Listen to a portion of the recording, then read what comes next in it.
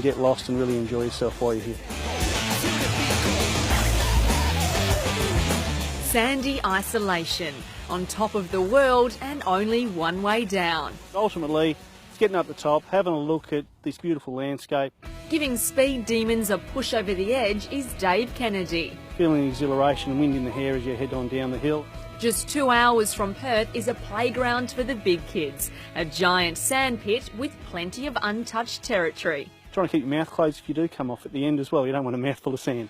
It's a bit like snowboarding without having to wear a jumper, and according to Dave, you can reach speeds of 60 k's an hour. It's really about stabilisation on the way down the hill so you don't get bent out of shape. So that's putting your arms out the back. Easy on the way down, hard yakka on the way up.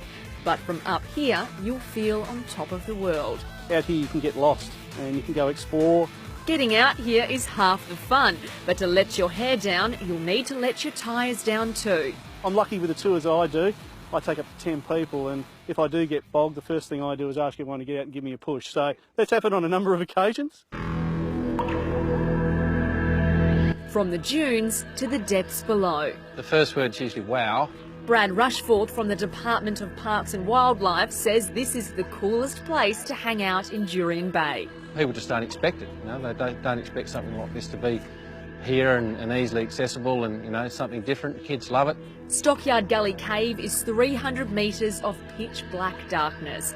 Naturally formed thousands of years ago, all you'll need is a torch. What happens if your batteries run out on your torch? Well, I guess you'll spend a bit of time trying to find a way out again because it is pitch black. The gully was originally part of the stock route used by drovers, bringing cattle down from the north in Geraldton.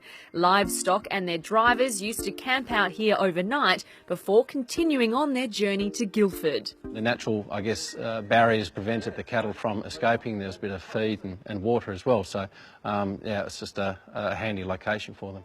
It's also the perfect place for a game of hide and seek. Once you see the light at the end of the tunnel, you're on the home stretch. It's free entry, you know, it doesn't cost anything to come out, so it's a good afternoon out for the family. Next, it's time to give the legs a rest. We're cruising up the Coral Coast. They always walk away with a big smile on their face. Jeff Urbis from Chariots of Hire is the first to bring segways to the shores of Jurien Bay. Just get on, they're self-balancing and just use your central body weight to manoeuvre from forward to reverse and handlebars left to right to steer it. Better than walking? Oh, it's a lot easier. not as healthy for you, but yeah. No. Definitely more fun. Yeah. Once you find your feet, there's a little obstacle course on the way. It's a fantastic way to see the turquoise way along the foreshore instead of walking or riding the bike. When we first saw Jurien Bay from the air, we were blown away. It's gained the reputation as the world's most beautiful beach skydive. Landing on the beach, there's this white sand and the water is just aqua. It's just the visual experience is so amazing. Chrissy Sparrow jumps out of planes for a living and says the view from 14,000 feet is mind-blowing. Our instructors here, they're all anywhere between 5,000 and 10,000 jumps is normal for them. From the land, sand and sky, Jurien Bay has everything right on its doorstep. Whether you're sliding, gliding or free-falling, it's truly WA's best adventure playground. The views are really the reason why we first came here, because we just had never seen anything so beautiful, and we felt that people would drive that little bit of extra distance just to see how awesome it is.